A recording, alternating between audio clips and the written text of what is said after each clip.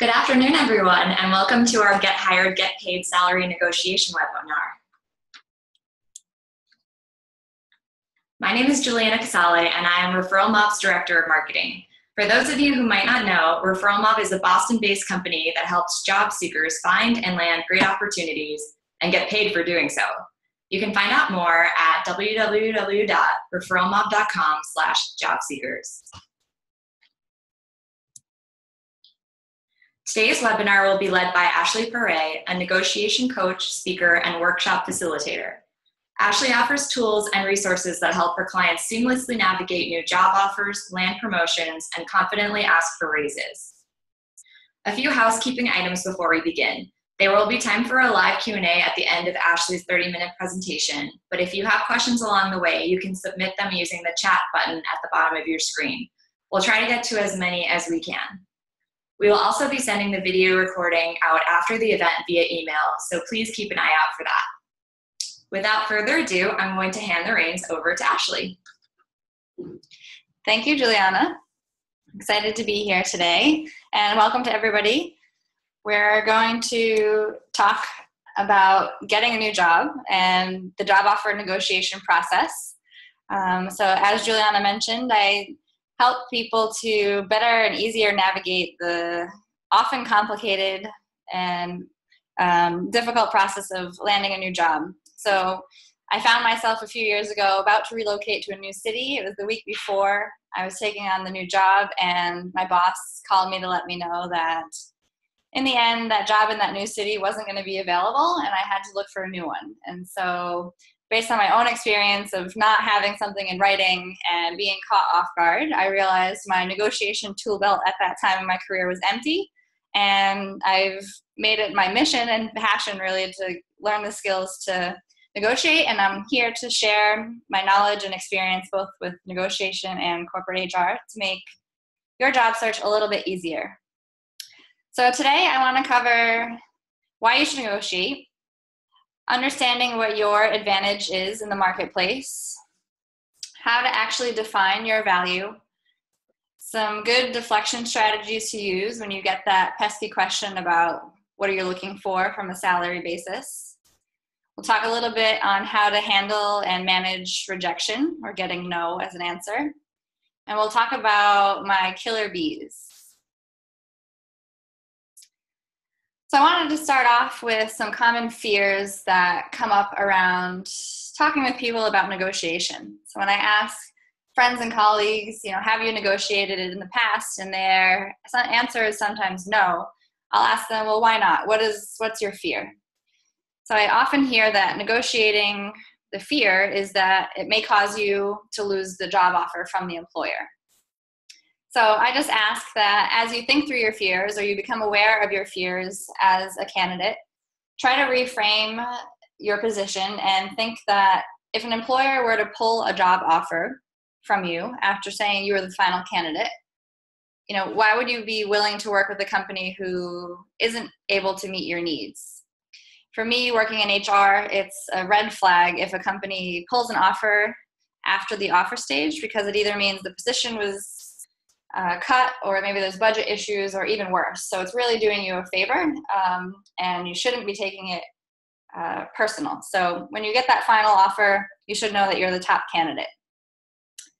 Another fear is around, asking for more. And we'll talk about to understand how much is maybe too much to ask for, but asking for more may make you look greedy. That's another fear. And I would like you to think about the fact that employers want to retain you. They want to pay you fairly in order to keep you on board, because it's hard for employers to find top talent, and to go through the process of looking for somebody new takes a lot of time and money and effort on their side. So remember that they want to pay you fairly if they can, if it meets their budget. And so they remember that they want to retain you. Also, another fear is worrying about whether or not your boss will like you. If you ask for more, what are they going to think of you? So remember that a negotiation discussion or job offer discussion is really just a chat with your new manager about setting expectations going forward into your new job. So it's an opportunity for you to develop strong communication with your manager, and you'll learn a lot of information from that first discussion as just to learn about, how willing they are to advocate for you. And also another big fear is just a fear of rejection. So the antidote to that is the answer will always be no if you don't ask. And so I encourage you to get the courage and ask for what you're worth. A little bit more background about why it does matter to negotiate. Employers do expect you to negotiate. HR and management is typically prepared for new candidates to come back and ask for more. So that may mean they're starting at the lower end of their range. And if you don't negotiate, then you may be leaving money on the table. And a lot of the work that I do in this space, the gender wage gap is an important factor here to also be aware of as women. White women earn 80 cents for every dollar that a man earns. Latina women earn 53 cents for every dollar that a man earns. So whether you're a man or a woman on the call today, I just urge you to encourage your friends and your peers to negotiate, because we want to help everyone get what they're worth and hold employers accountable for paying everyone in the same job the same wages.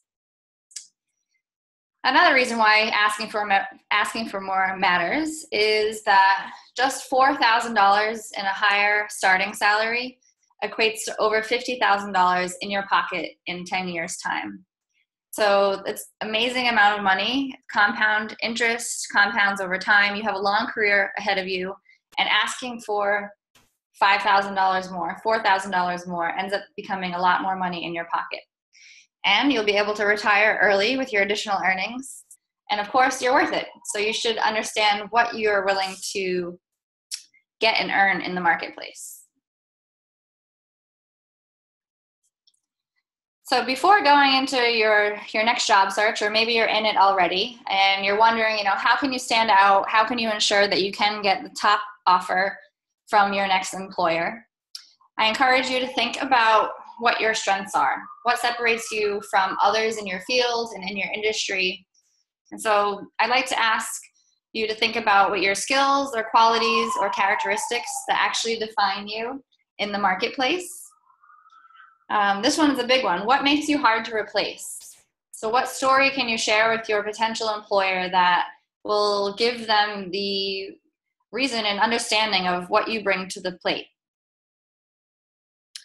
And what achievements have you been recognized for? So think about awards or certifications or anything you've been recognized for.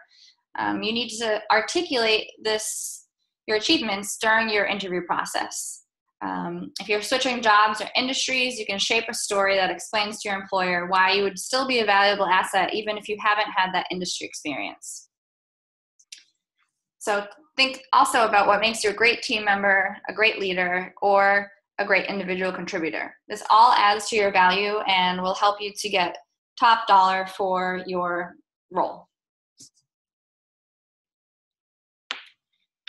Now today we're primarily discussing navigating and negotiating a new job offer, but for those of you who aren't looking for a new job and you're internally looking to grow, then I encourage you to think about whether or not you've earned a raise. So if you're thinking about asking for a raise in the next few months, have you earned that raise, and have you developed your story around why your employer should consider paying you more money? And so earning a raise is comprised of taking on new responsibilities, completing new projects. Maybe you finished a master's program or got a specific certification in an engineering field. If you saved the company money or brought in new business and closed a new client, that's an excellent time to think about asking for more. Again, bringing the business impact that you made and the bottom line to your employer and to your boss.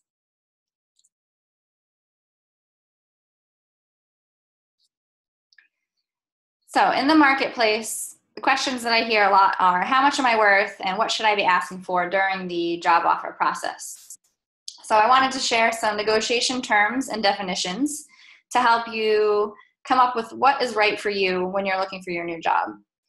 I'll walk you through today an example on salary.com of how to find what you're worth in the market based on your location. But just as a starting point, you should know what your target salary will be. So what target salary are you aiming for in your new position? So based on the market data that you find, you want to determine for you what your base salary is that you're aiming for in your new position. Once you have your target salary, which we'll walk through in an example in a second, you want to create a working range to share with recruiters or to share with your new boss. So this was an aha moment for me when I learned negotiation skills, and I think it's a real game changer when you're talking with companies about what you're looking for. You want to share a range to show that you're flexible, that you've done your homework, and that you are open to negotiation. So in order to define your working range, you take the target salary that you've defined for yourself. So in this case, we're using $75,000 as an example. And you stretch that number upwards of 20%. So you create a range that at the bottom, your number is your target salary, and at the top is 10 to 20% higher than what you're actually looking for. So that's the range that you share with employers to ensure that your target salary is at least the number that you're getting in the offer. So there's two strategies here. So you can share your recruiting range with the recruiter and say, I'm really looking for a job offer in the range of $75,000 to $90,000 based on market research. And that way you can show that you've done your research and that is the number that you're looking for. Or you can even increase your range. If your target salary is $75,000, maybe you tell the recruiter you're looking for $80,000 to $90,000.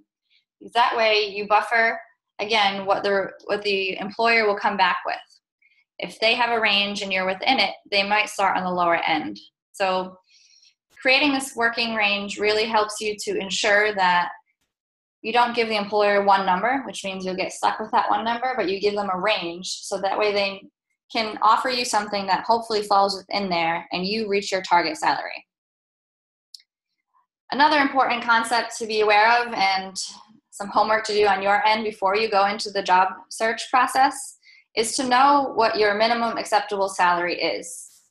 So this isn't a number based off of the least amount of money you need to pay your bills. This number is the least amount of money you will accept with your experience and your skill set for the job that you're offered. And so knowing what that minimum salary offer is for yourself means that you'll walk away from an offer that isn't right for you, or walk away from a company that doesn't have the budget that meets your qualifications and isn't able to pay you what you're actually worth in the market. So remember, there's no wrong answer. We're going to go through an example now of how to determine your target salary, but it's again using data that you find online and figuring out a number that you're comfortable with for a target salary. So how do we define what we're worth in the marketplace? Today we're lucky in that there's so much information online and available to us via the web that I encourage you to use as many resources as possible to get what your data points are. And be aware of what your data points, the resources that your data points are coming from. So salary.com is an employer-reported website, whereas Glassdoor.com is an employee-reported website. So you'll have to know that employees can go on Glassdoor and can write reviews, but also can share their salary information. And that may be an accurate data point, and it may not, because employees can write whatever they need to on that service. Salary.com is actual employer-reported data. I have some other resources here. Depending on your industry that you're in, you might want to check the Bureau of Labor Statistics. That's a good one for healthcare and education. Salary or Equity is a great website. It's the only one I know of in its space that will help you determine what equity, if you receive equity in a job offer, what that's actually worth in terms of dollars. And I also encourage you to chat with your peers. So it may or may not be something you'd like to do internally with your current company, but if you can find friends or reach out to people in the same industry, share your salary, find out what other companies are paying, find out if you're underpaid. So you need research, preparation, and data to go into the job offer process to better understand what you should be earning from your new employer. So you may or may not be familiar with salary.com, but I think it's a great resource to start with when you're looking up how much you're worth in the market. And so you could even do this along with me as we go through the webinar. You can go to salary.com, you type in your location. We're here in Boston. I've put in software engineer. So this is the home page of salary.com. So we're looking at what comes up when you type in a title. So software engineer in this example. You type in your title of the job that you're looking for or the job that you're applying to. And you're going to receive a bunch of job descriptions and levels on salary.com. So for this example, we are using software engineer 1. So this is an entry-level software engineer, somebody with 0 to 2 years of experience that has a degree, that may have had internships in this field, but it's pretty entry-level. So you find the job description that best matches your job title, and then you click on free salary data. And that will generate a report for you that looks like this. So you'll see the title, you'll see the level, you'll also see the location. And salary.com shows you all data from employers, so men and women included. Anyone with this job title in this location will be in this data set. So you can see here that about $73,000 is the median annual base salary for a software engineer in Boston. Now, no matter what the number is at that median range, you should determine based off of your experiences, your certifications, your education, how many years you've been in your role. You need to determine, do you have more or less experience than what is in that job description? So in our example, the software engineer is only requiring 0 to 2 years of experience. If you're applying for this position and you have 4 years of experience, you'd probably place yourself between the 75th and 90th percentile for a base salary.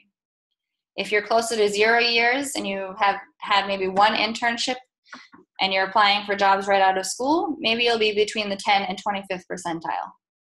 So you determine your target salary based off of the data you find online and how your skill set matches. Again, there's no wrong answer. It's trying to educate yourself on what you're worth and what you can expect from an employer offer. You want to arm yourself with knowing whether or not you're being lowballed or if you're receiving an offer that is really, really high, and you should definitely consider taking it if you're being paid above the median, which is awesome. So as you're going through the interview process, candidates also often wonder, when do I share my salary? Do I share my salary? Do I share my expectations? How come recruiters are always asking me what I want to make? And so from an employer perspective, companies, especially depending on the brand and size, receive hundreds and thousands of resumes. And unfortunately, it's become a practice internally to help weed out candidates by figuring out if they're in the employer's range. And so in order to help reduce disqualifying candidates from the candidate pool based off of salary requirements alone, both Massachusetts and New York City have passed pay equity laws that go into effect later this year in New York City and July of 2018 for Massachusetts. But there's new legislation out there which is setting the standard to prevent employers from asking you about your salary history. So I think it's on us as candidates to help remind and educate our employers that this law is about to be in effect, and you're just not comfortable sharing your salary based off of the new laws that are coming into place, but you would really be appreciative if the recruiter or hiring manager can share the approved budget for this position. So a deflection strategy when you're asked, please share your salary history with me, is to let the recruiter know that you're not comfortable doing so, but it'd be really helpful to you to understand the approved range from the employer's side. So there's several deflection strategies you can use to ask the employer to first share more about the role and the responsibilities, and then you'd be happy to talk about salary during the offer stage. You want to find a statement that you're comfortable with, that you practice with your friends or in front of the mirror before you're on the phone with recruiters. So figure out what works for you, but you do not have to share your salary history, and I encourage you not to, because if you're underpaid or low paid, or if you're changing industries, your former salary or your current salary has no bearing on what you're able to make or what you're worth in the market. So don't be afraid to say, I'm not comfortable sharing.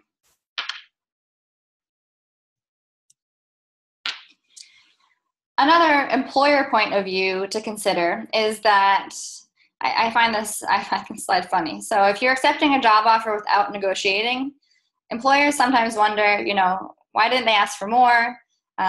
Here the employer's calling the candidate a wallflower, which may or may not be true, but employers do expect you to negotiate. They want to have conversations with you. They want to understand what you're looking for to get you on board. If you receive that final offer, that means you are the candidate. You've made it through a long list of potential candidates, and they really want you to join. You have what they're looking for. You add value, and remember that you have options. There's a lot of companies out there, and when you get that offer, you have the power because they really want you to join that company. And so I encourage you to use it to your advantage to get the best possible offer you can. When you think about having that job offer in hand and the negotiation begins, remember your audience. So are you speaking with HR? Are you speaking with your direct new manager? Is it somebody else internally that's delivered the job offer to you?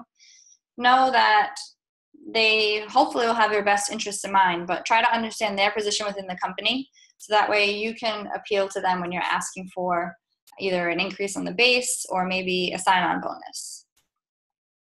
Also, please remember to get your offer in writing. The companies may give you a verbal offer at first, but you need to get everything finalized in writing and have both your signature and a representative from the company on the offer signing it. Getting stuff in writing for these discussions, whether it's asking for a raise or negotiating a new offer, is very important because the company means they're taking you seriously and you have it in hand in case something were to happen in the future. So during the negotiation, when you receive a verbal offer, you could expect a couple rounds of negotiation. So let's just say you got a new offer. The hiring manager called you with the great news. You want to thank them and say, I'm really excited about this potential offer and job. I'm really excited about looking forward to working with you. I just like a couple days to review this offer so that way I can make sure it's in line with what I'm looking for. Can I take some time to get back to you?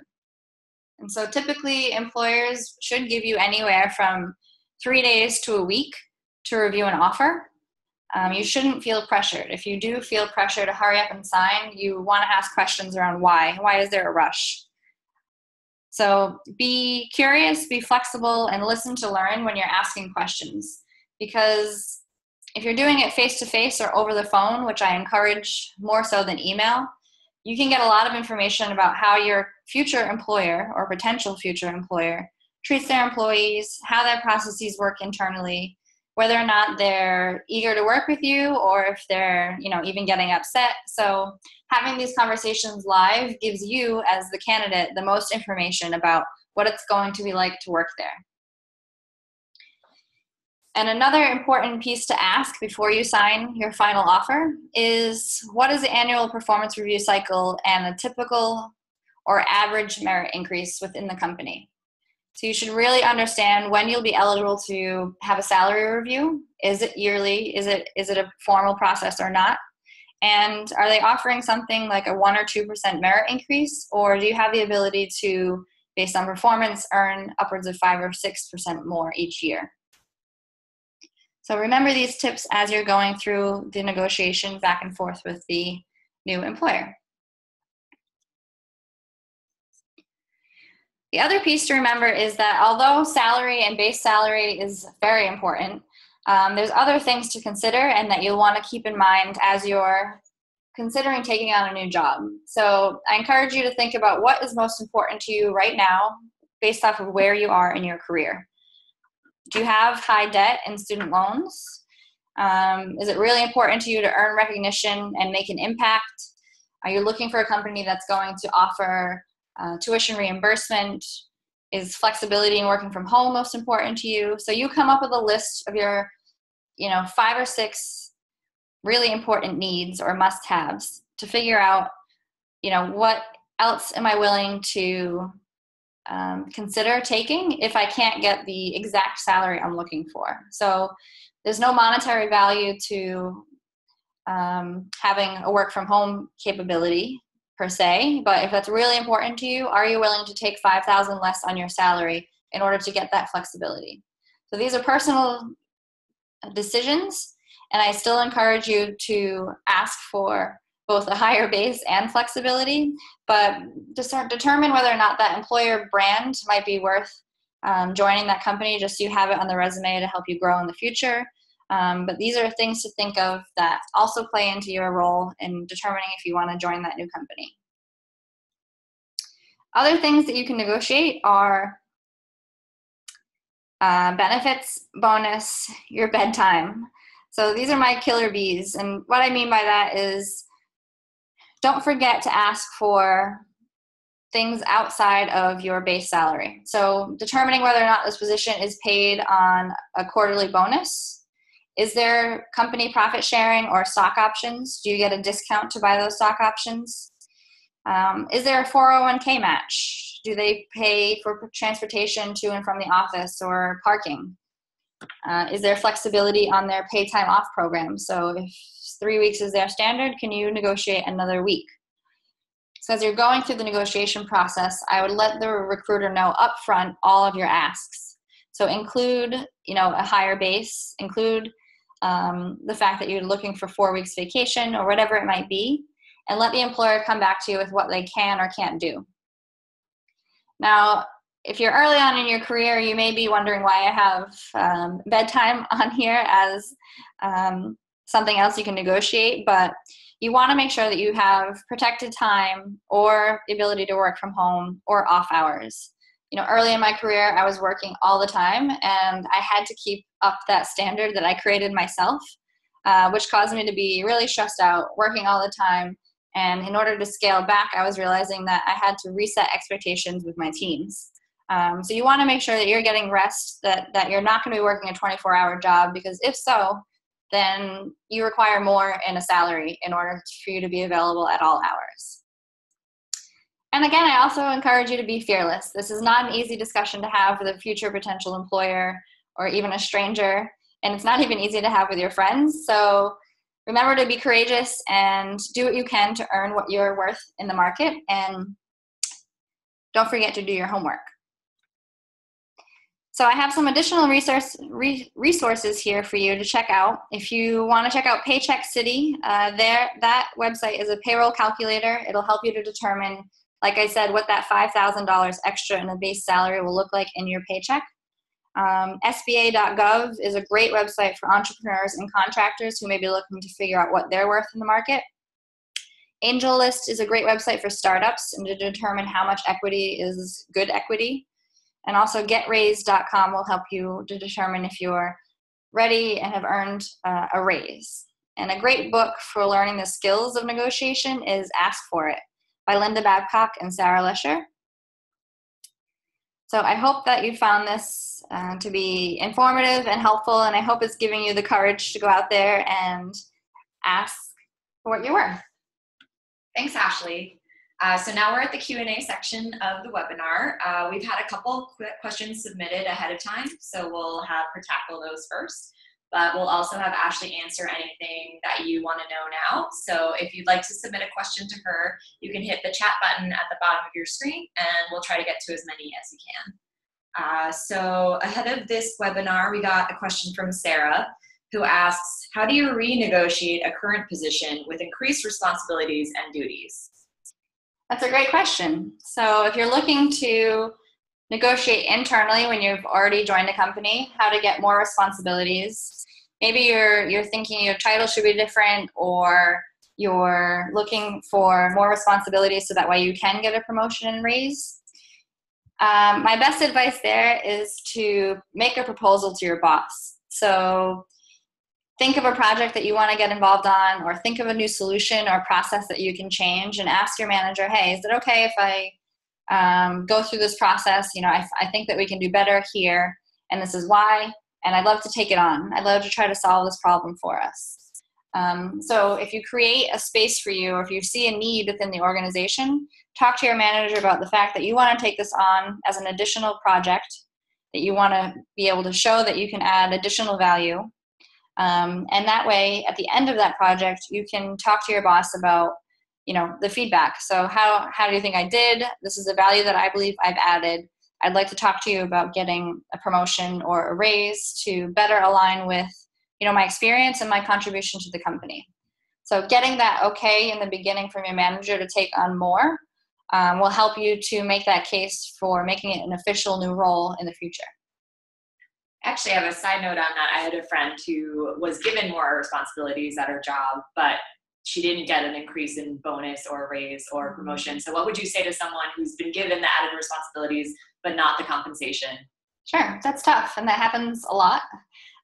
So if you're finding yourself in a new role with more responsibilities and it's been 6 months, you need to prepare yourself to have that discussion with your manager. So if your job doesn't look anything like what your job was when you were hired on that original job description, then build your case. Figure out, how you affected the bottom line, the impact, not only what additional responsibilities you're doing, but how you've grown and how you want to continue doing more, but you'd like to be more appropriately paid and leveled within the organization. Awesome. So we had another additional question come in from Mike, who said, is there a risk when you negotiate that you'll lose the offer to someone willing to be paid less? Good question, Mike. So I know this is a fear and maybe it's a potential risk, but again, if you have a job offer in hand, that means the employer has vetted you. They're really excited about getting you on board, and they don't want to go to their second or third place candidate. So I encourage you to do your research and have your data points in line. And if the company is really looking just to pay the least amount to get the most out of somebody, I'd put it back to you. Is that the type of company you want to work for? That's a great question. Great answer. Looks like we got a chat. Yeah, let's see if there's any other additional questions.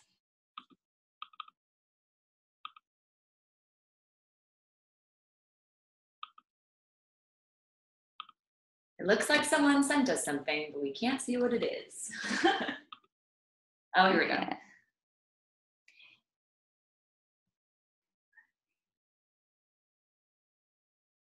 So any tips for people specifically in sales?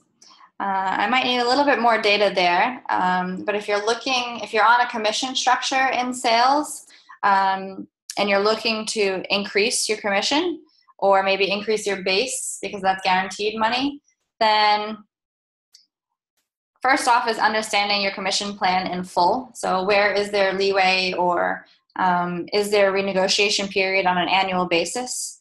Oftentimes, if you're a good performer in sales, companies will be willing to increase your variable amount because you have to earn it and you have to work for it. So if you're proven to have really good sales experience and you've made a great impact, then you can take on that risk of increasing your variable component because you're confident that you're going to be able to earn it, right? And if you meet your numbers, that means you have even more commission in your pocket.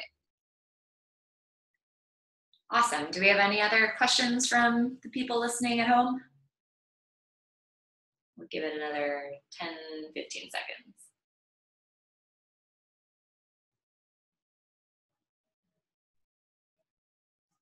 Sounds like we answered all your questions, which is great. All right, so. Well, thank you, Juliana. I'm excited to have been here. Absolutely, yes. Thank you for sharing your insights today, Ashley. I hope that everyone listening found them helpful. We've listed Ashley's information on this slide so you can contact her with any additional questions that might pop up during your job search.